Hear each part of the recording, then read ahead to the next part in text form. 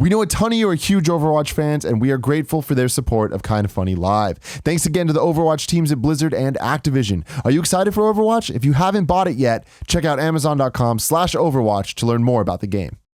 Kinda Funny Live 2 is this Saturday and Sunday. If you haven't got your tickets already, go get them at kindafunny.com/tickets.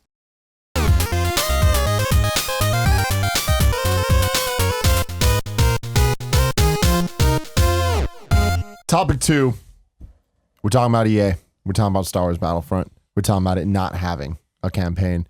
Over on GameSpot, Eddie writes, speaking during EA's Investor Day event, EA Studios boss Patrick Soderlund talked about how Star Wars Battlefront, while generally well received, was criticized for its lack of a single-player campaign. He also teased that a future installment might include a campaign. He started off by explaining it was a purposeful decision to leave out a campaign for Battlefront, in part so that the team at DICE would get it out in time for the release of Star Wars The Force Awakens. The game is based on the original Star Wars trilogy, but it did have content based on Jakku, a setting from the new movie. Additionally, it makes sense that EA would want to get the game out in time for the film. While Battlefront was overall a success, shipping over 14 million copies, Sutherland said he's not pleased with the 75 score it has on Metacritic. Quote, the one thing that we get criticized on was the lack of a single player campaign. It was a conscious decision we made due to time and being able to launch the game side by side with the movie that came out to get the strongest possible impact. I think the team created a really good game based on the premise that we had. I'd say the game was done very well for us and reached a very different demographic than a traditional EA game. So from that perspective, it's a success. Are we happy with the 75 rating? No. Is that something we're going to cure going forward? Absolutely. So yeah, then the game had missions. It didn't have an actual campaign. And then also he said another thing was the depth and breadth is something that's proving to be more and more important, he said. In a world where we want $60 up front and we expect people to stay with us over the course of a long time, the depth of what we offer is important. We have to go back and course correct that for another version if we were ever to build one.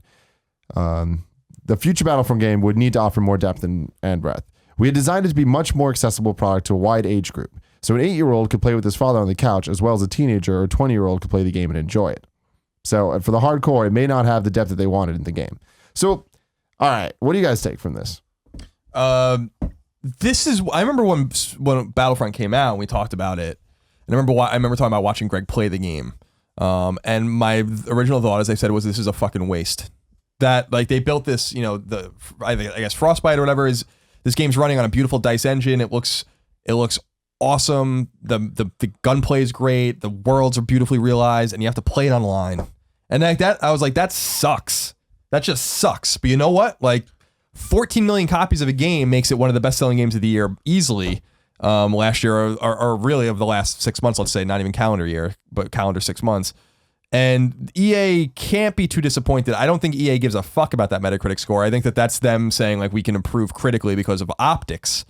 And they've been doing a really nice job in the last few years of making them not the worst company, the consumerist kind of worst company in the world anymore. But gamers first. But I think if they said like, could we bump the 75 to an 80 and get 10 million copies sold? I think they'd be like, fuck you guys. Like we're good. I think it's an easy way to say they heard this because this is the one thing everyone lobbed at this game when it came out. Like when I played it, and like that's the fun thing. Months removed now, right? What we got to be 6-7 months removed from it. I still think Battlefront, man, I was like, that was a great game. I had a lot of fun with that game. That's my reflection on it. Would I have played it longer or more if there was a single player?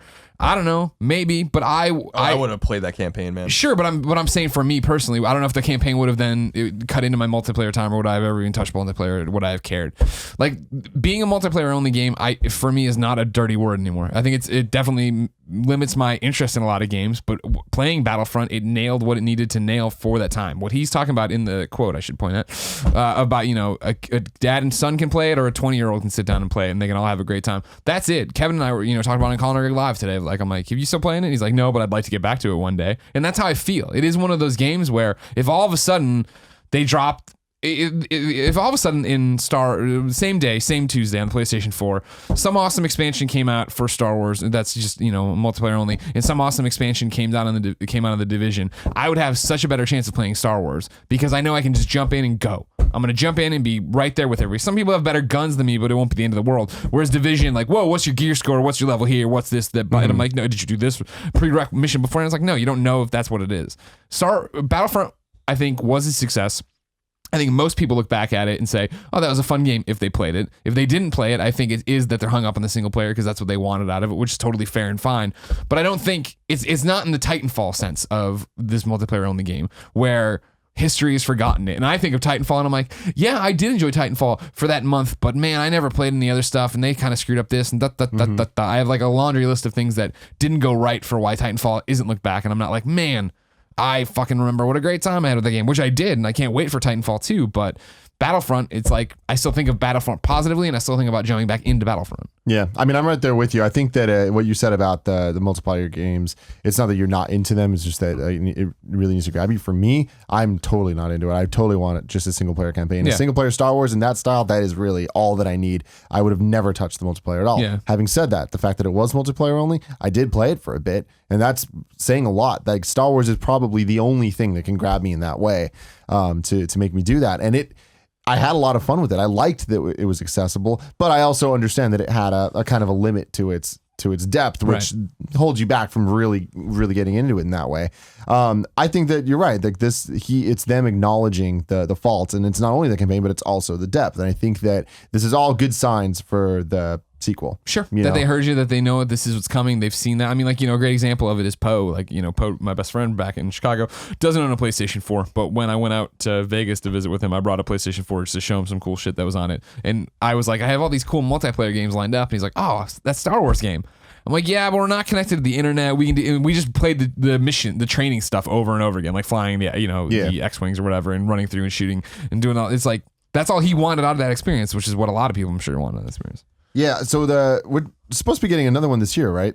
Is that what they were saying at the E3? That they're talking about doing announcing that there will be at least there'll probably be an expansion, but Battlefront 2 will be 2017. Yeah, I thought they had said something about 2017. Sorry, I mean this year 2. We're getting an announcement for you're gonna get more content for I Battlefront. assume that they'll announce it maybe even into EA Play. And I mean, yeah, and that's awesome. I think like this, it's all good news. I mean, it sucks last year because like there was so much issue and people were really enraged with the fact that the game was so bare for a $60 purchase, and plus there was so much DLC and like day one this and that whatever. But it's like, man, 14 million, like that money's going somewhere, and if that 14 million then gets this next one to be exactly what we do want, like that sucks for the people that had to invest to make that happen. But I mean, that's kind of just how this all works. But that's the weird thing, right? Is I wonder, this is always the thing, is that in video games, which is very interesting, is that everyone has an opinion about every game. And I always feel like it's always like when somebody wants to talk shit about DC Universe Online but didn't play DC Universe Online. They've just seen it from the outside. How many of the 14 million units sold are like me?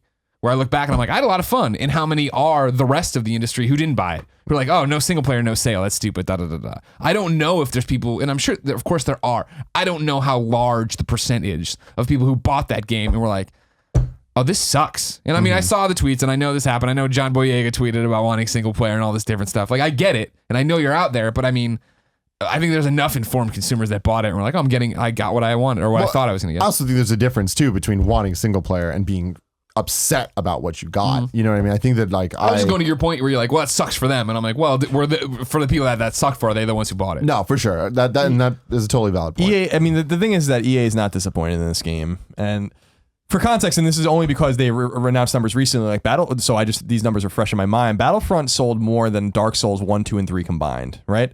These are games that are like critical darlings and that like hardcore gamers love and stuff, yet and are not for everyone. Obviously, I'm not throwing shade in any respect to Dark Souls. It's just those numbers are in my mind. Where Battlefront, having been out 6 months against a series that is beloved by core gamers, outsold it, even though people had all of these complaints about it. So it's a Star Wars game and it has commercials. I'm not saying that all things are created equal. All I'm saying is that context is really important. 14 million copies is a fucking lot. And even if half of those people liked the game a lot, they're in great shape for the sequel. But I do think it's, there's some confusion with what EA is going to do with Star Wars. That's why I think it's somewhat of a strategic error that they didn't have some sort of B tier or single A tier Star Wars game attached to the movie that should have come out at the same time. And that's what I predicted for a long time they were going to do. And it makes you wonder if that was the intent at some point, because they obviously admit that they could have done a single player campaign but didn't, to make it come out at the same time with Force Awakens. So it makes you wonder like what kind of pieces were being moved behind the scenes. But with DICE's kind of mixed heritage of multiplayer, and then actually they have a single player heritage, it's interesting to see like what they can do with that particular franchise moving forward.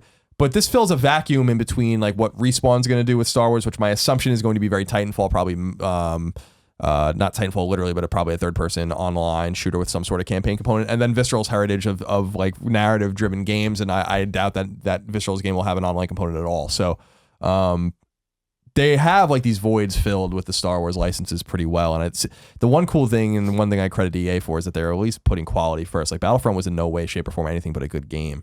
It's just not my kind of game, and I do think that it was a waste. Like, having seen how beautiful that Battle of Hoth was, for instance, how chaotic it was, I'm like, man, this is.